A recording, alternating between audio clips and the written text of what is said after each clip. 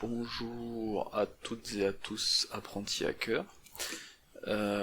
Aujourd'hui on va attaquer la machine Legacy qui est une machine qu'on verra moins aujourd'hui mais qui me rappelle pas mal de souvenirs.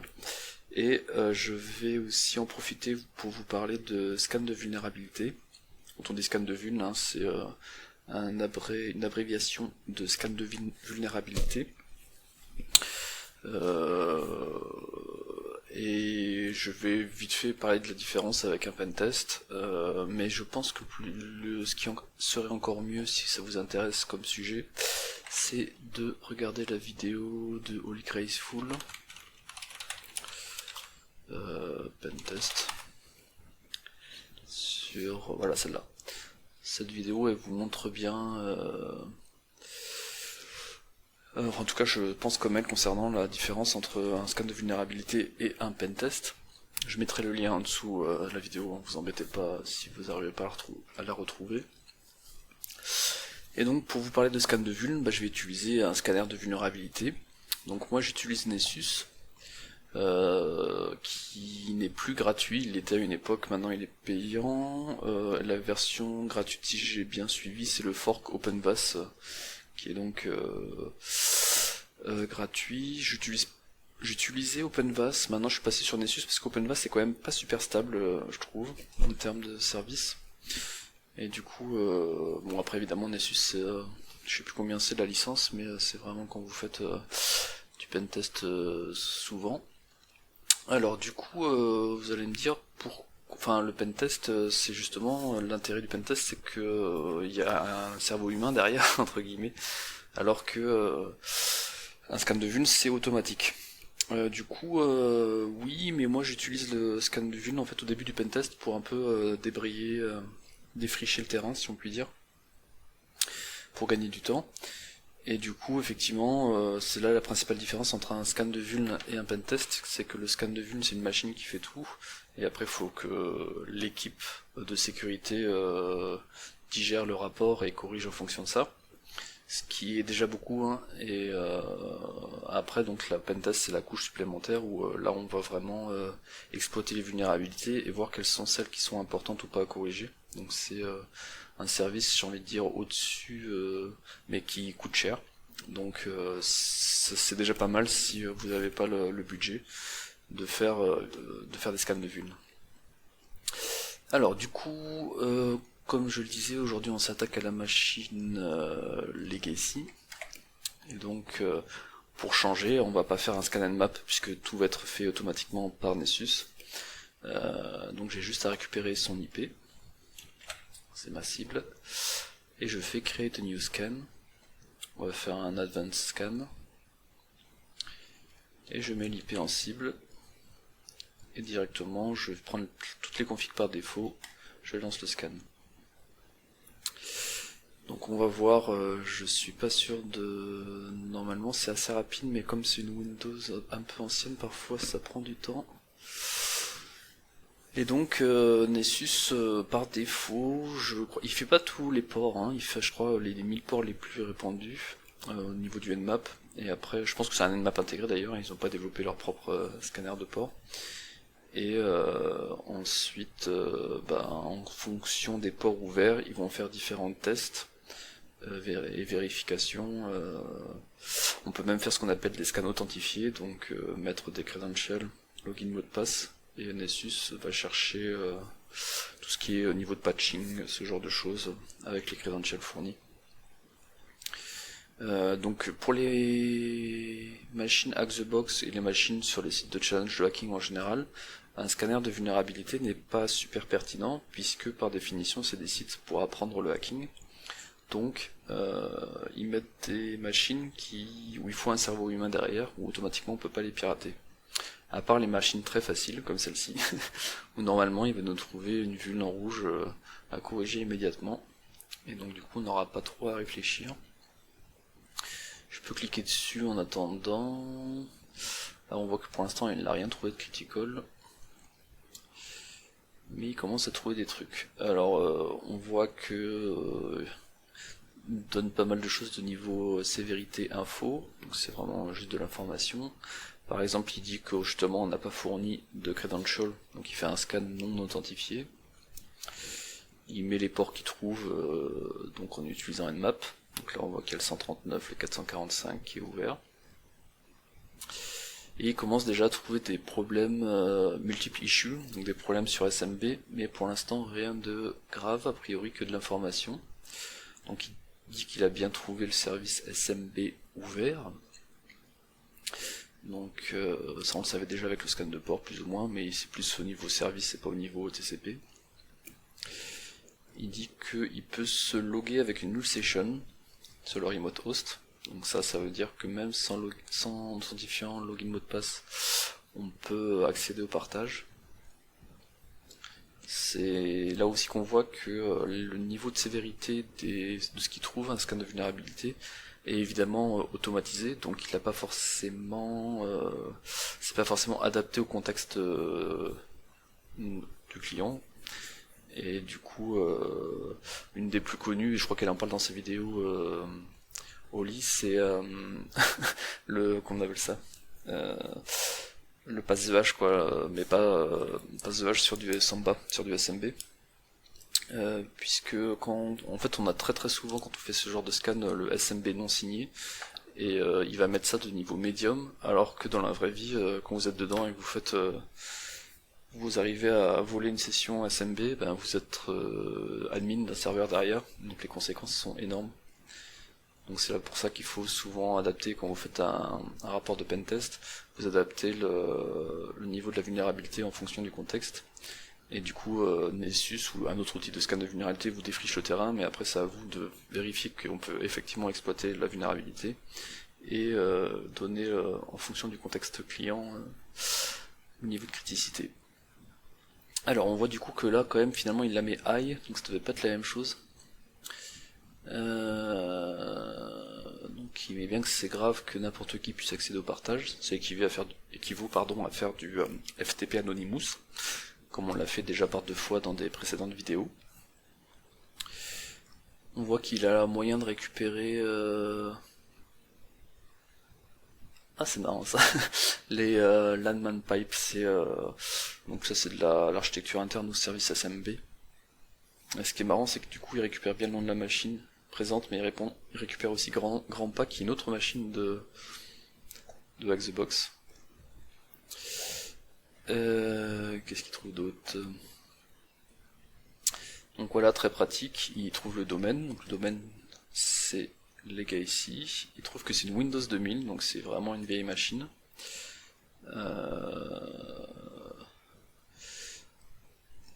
Et du coup, si vous voulez une inchouïa plus récente, où c'est la même vulnérabilité exploitée d'ailleurs, il y en a une sur Rootme qui s'appelle Windows XP Pro.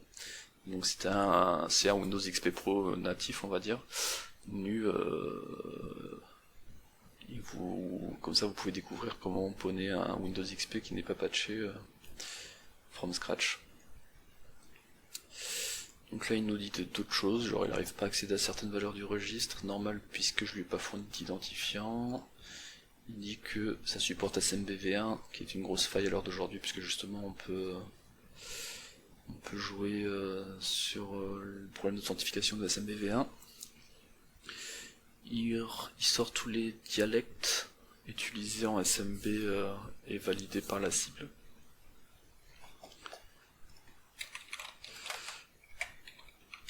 Et du coup, est-ce qu'il me trouve autre chose pour l'instant? Je crois que j'ai fait le tour là, non? Tac. Il me semble que oui. Ah! Donc il trouve bien le fameux, celui dont je parlais, le SMB non signé, donc là il le dit. Et donc comme vous voyez il met médium, alors que ça peut, dans beaucoup de contextes, être critique. Et une qui met critique, c'est par contre la Microsoft Windows SMB RCE truc bidule. Et ce qui est bien, comme vous le voyez, c'est qu'il vous met carrément avec quoi on peut l'exploiter, donc avec Metasploit ou avec un autre framework qui s'appelle Core Impact. Et vous avez même le module Metasploit à utiliser. Donc on pourrait tenter de la poney avec ce module.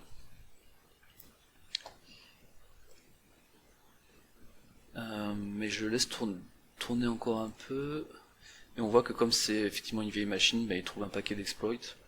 Il le dit ici que c'est une vieille machine, c'est porté de Windows OS. Et là il a trouvé un autre exploit, le 0867, et c'est celui-là qu'on va utiliser parce que c'est un exploit qui a une longue histoire et qui est super stable en exploitation. Ça on peut le voir quand on prend le module Metasploit qui est indiqué ici, 0867 là.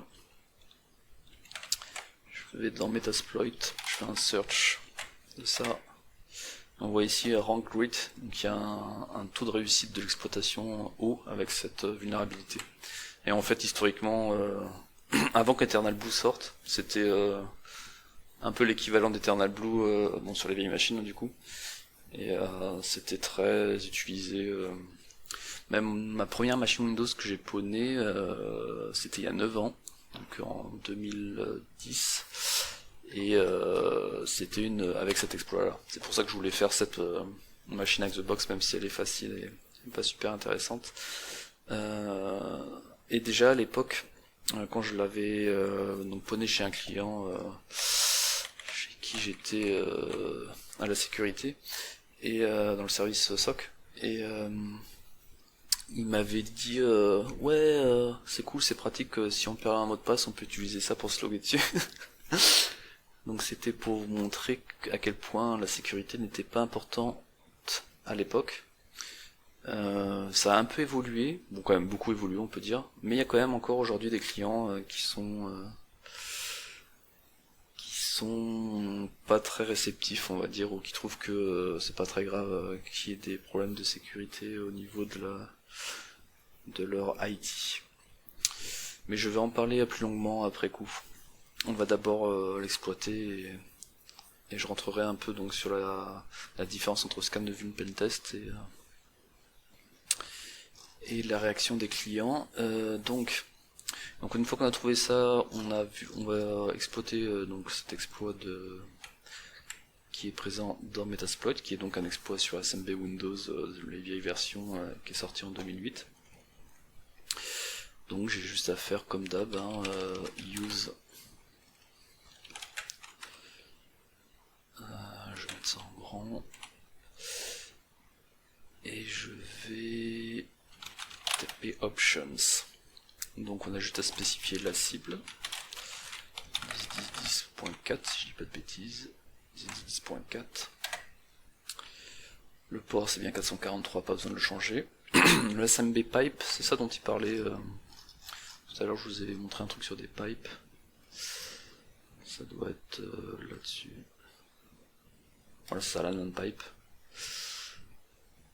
Et du coup, je me demande s'il faut pas utiliser ça. Je vais laisser celui-là par défaut, on va voir s'il s'en sort. Et après, du coup, il y a un automatic targeting. Mais sinon, il fallait bien spécifier quelle était la version. Ça, on pouvait la récupérer. D'ailleurs, on va le faire, puisqu'on sait que c'est du Windows 2000, comme je l'ai montré tout à l'heure. Donc, on peut mettre Windows 2000 Universal. Set target 1. Et ça sert à quoi en fait? C'est qu'en fait, si on creuse un peu l'exploit, on voit que c'est, je sais plus, un buffer overflow quoi. Mais du coup, il y a une valeur de retour à utiliser. Et en fait, en fonction de la version de XP, c'est pas la même valeur de retour qu'il faut utiliser pour récupérer le fil de l'exécution. Comme vous voyez, en fonction de s'il y a du NX en protection ou pas, et il faut changer ce paramètre. Mais je vais pas rentrer je vais pas vous montrer carrément le module Metasploit, mais c'est intéressant pour si vous voulez apprendre le buffer overflow, c'est un exploit intéressant pour voir comment ça marche et qui a eu beaucoup d'impact historiquement dans le passé. Et du coup, il faut spécifier une payload, une charge utile. Donc la payload, c'est le code que je vais exécuter sur la cible. Et qu'est-ce que je veux faire sur la cible? Eh bien, je veux avoir un shell qui se connecte à ma machine. Donc je prends celui qu'on utilise un peu tout le temps, le reverse TCP. Donc c'est un shell qui va se connecter à ma machine en TCP. Il faut que je lui dise quelle est ma machine. Ma machine c'est, pour une fois, comme je suis pas sur ma machine habituelle, je vais peut-être faire un petit if config. Si c'est bien la thune 0. C'est bien la thune 0. Du coup... C'était Lost, thune 0. Cette porte, on s'en fout normalement, sauf s'il y a un pare-feu sortant. On va voir ce que ça donne déjà comme ça. Et on fait un exploit-j.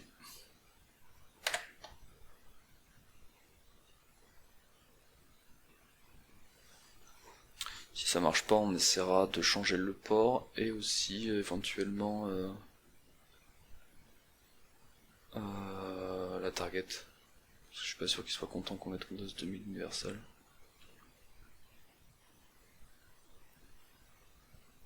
En tout cas là, ça n'a pas l'air de sentir très bon. Parce que je pense pas que c'est censé prendre du temps. Heureusement que j'ai mis exploit-j, comme ça je peux jouer en attendant. Donc on va changer le port au cas où. Je vais mettre le port 443. Donc on peut imaginer qu'il y a un pare-feu sortant, mais que le pare-feu sortant autorise à taper du HTTPS. Et donc je disais, on va quand même essayer de faire un set target. C'était 0 je crois l'universal. Je pense qu'automatic targeting il récupère la version grâce à SMB et automatiquement il met ce qu'il faut comme valeur. Allez, on retente. On retente. Permission T9. Ah oui, ça c'est parce que j'ai dû lancer Metasploit pas avec root et du coup je peux pas faire un 443. Donc je quitte Metasploit et je le relance avec un sudo.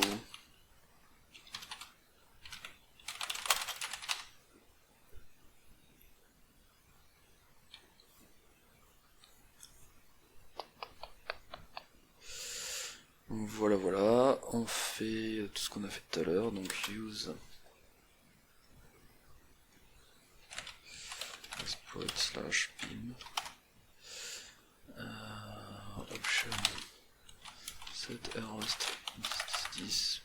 Ah, j'ai mis 14, ah oui, c'est normal, c'est mon adresse à moi, et la cible c'est 4, la cible c'est 4. Option. Bon, du coup, automatic targeting il a bien mis. Et cette payload Windows Meterpreter TCP. Set host thune 0. Exploit-j. Ah mince, par défaut il a mis 4444. Donc potentiellement c'était le problème. Donc on fait un set L port 443. Là il me dit timeout. Alors c'est ça qui est chiant sur les machines les vieilles machines Windows, c'est qu'elles sont pas super stables. Donc potentiellement il faut attendre longtemps, même parfois on peut les planter carrément.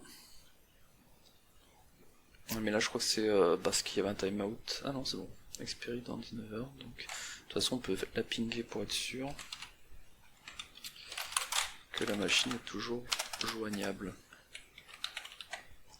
Oui, elle répond toujours, donc c'est pas ça le problème. Je pense que le problème c'est tout bêtement que si on fait un nmap sur le port 445 10 4, et bien il nous dit qu'il n'arrive pas à la pinguer, mais si on vient de le faire, bordel. What the fuck. Voilà, filtered. Après c'est peut-être aussi qu'il y a un pare-feu interne Windows, qui du coup on a tellement tapé le port comme des bourrins que le pare-feu interne Windows XP a bloqué, XP pardon 2000 a bloqué. Et potentiellement c'est aussi qu'on a fait planter le service RDP tellement c'est de la daube. Mais ce que je propose du coup c'est de faire une pause dans la vidéo et on va attendre tout bêtement parce qu'il y a peut-être des fois donc des pare-feux qui ont des timeout, genre ils bloquent tous les flux arrivant sur le port 445 pendant 5 minutes. ou ça peut être aussi tout bêtement des restarts de service, quand le service est HS, au bout de 30 secondes ça redémarre. Bref, on va laisser passer un peu de temps en attendant que le service 445 soit de nouveau joignable. Voilà, donc j'ai pas été patient, j'ai fait un reset de la machine, hein.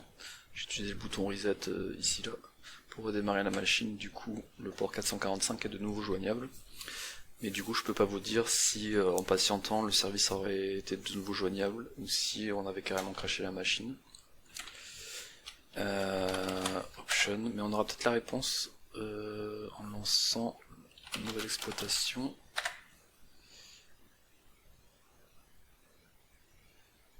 Ah voilà, donc là il y arrive, et là en plus il nous dit qu'en faisant le fingerprint, il voit que c'est du Windows XP SP3.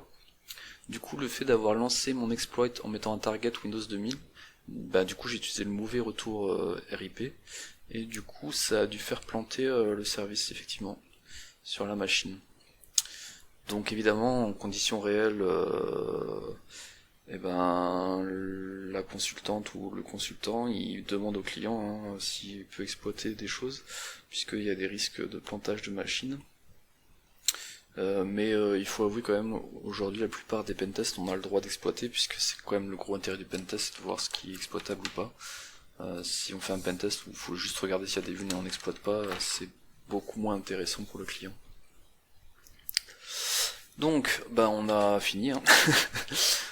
Comme vous allez le voir, c'est un peu comme Eternal Blue, on est censé être root, administrateur, directement sur la cible. Donc je fais un get UID, et effectivement je suis NT Authority System. Donc on va faire un petit shell pour voir le shell Windows, et j'imagine que si on va sur ces deux points, dire...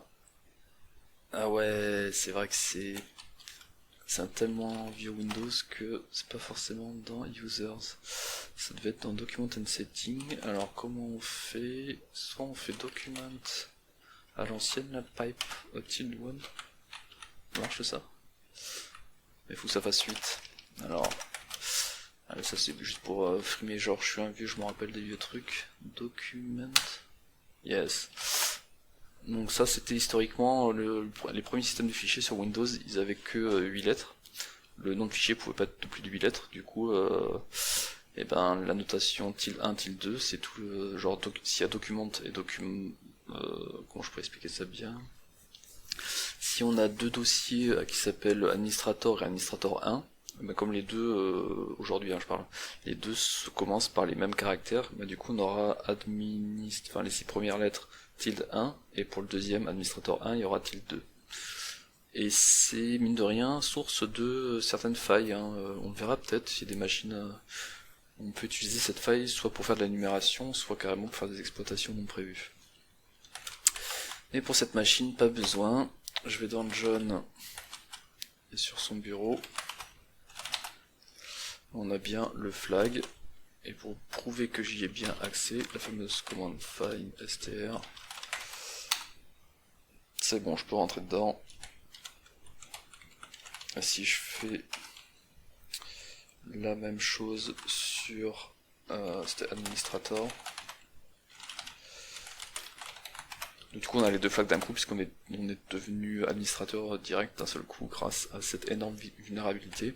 Et c'est pour ça que Nessus la met en critique, hein. C'est clairement, moi dans mes rapports de pentest, quand j'ai du critique, souvent c'est parce que je peux passer de non authentifié à direct administrateur d'une cible, sans qu'il y ait différentes étapes pour y arriver.